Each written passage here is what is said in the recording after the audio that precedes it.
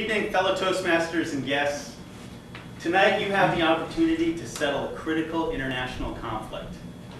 I'm not talking about peace in the Middle East. This is much bigger than that. I'm not talking about North Korean missile crisis. After all, what's another couple nuclear missiles in the world?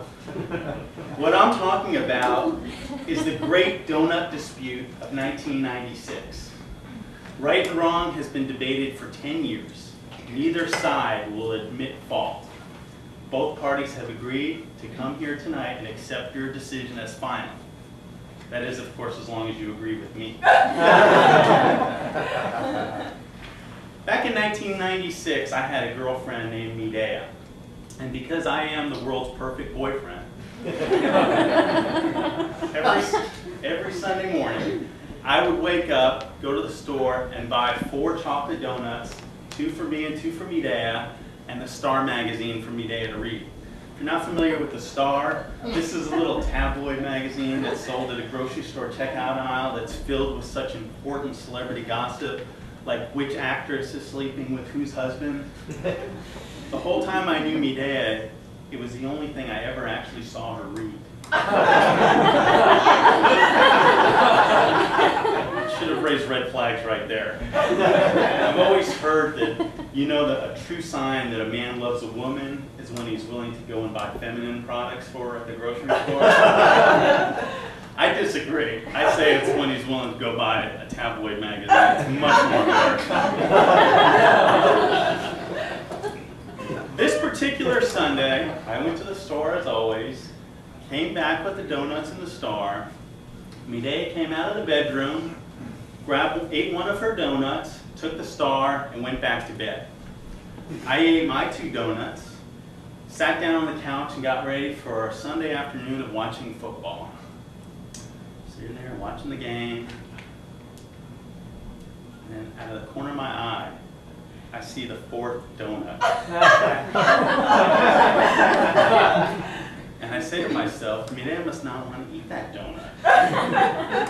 I'm still hungry. I should eat that donut. So I did, and it was good. I went back to watching football. A little bit later, Medea woke up, walked out into the living room, kind of rubbed her eyes a little bit, looked around the room quizzically, kind of stared at me, then went back into the kitchen. I heard her rustling around in the cabinets. First, she comes back into the living room and looks at me with beady eyes. She says, "Did you eat my donut?" "You mean that donut that was over there?" "Yes, I ate it. I thought you didn't want it." At this moment, Medea's eyes start to water up. She calls me a dumb blankety blank and runs into the bathroom and locks the door behind her. She proceeds to barricade herself in the bathroom and won't come out, only periodically stopping crying to tell me how stupid I am. I really didn't care. I was sitting on the couch, my stomach was full, I was watching.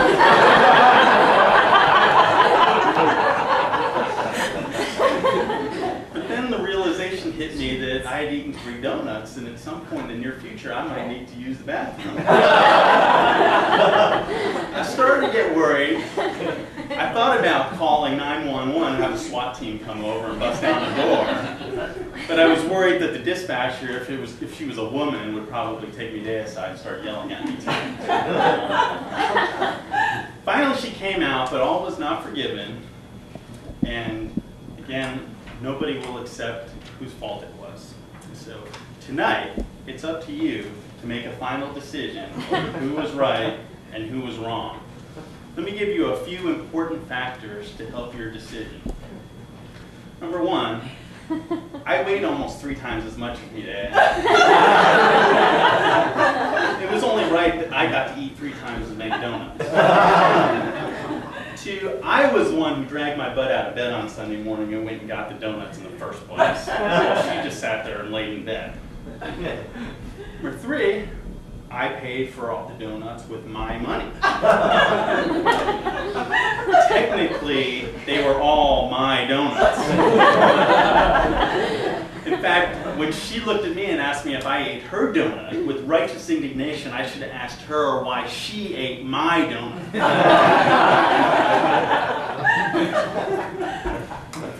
Take a look at me.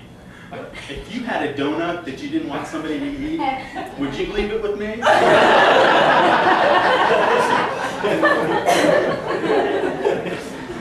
She violated the rule where if you leave a donut out and go to sleep, then you've lost your chance to eat it. This is more commonly known as you snooze, you lose. Now it's time to make a decision. You have a choice between two options. Your first option is that I was right and I'm the world's best boyfriend. Second option is Medea was right and she's crazy.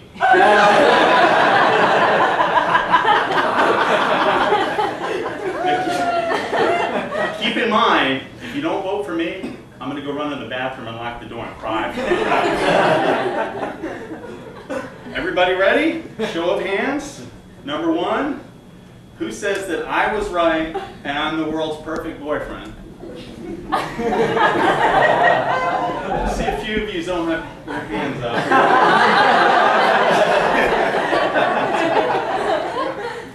Second, who says that Medea is right and she's crazy?